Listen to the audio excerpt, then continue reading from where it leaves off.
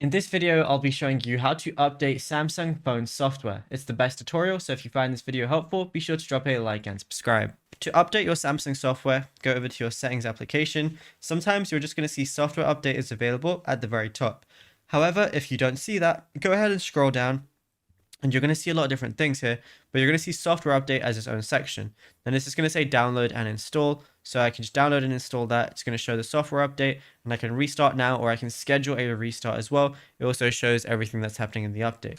Now, if I want to go ahead and update applications, what I got to do is go to the Play Store, go to the top right where it has my profile icon, go to manage apps and devices, and then it's going to show that if there's any updates available. Mine already says all apps up to date, but it's going to be in this very section right here.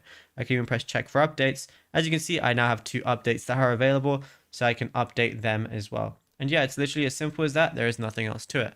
Now, if you found this video helpful, be sure to drop a like and subscribe, and check out other tutorials on the channel as well.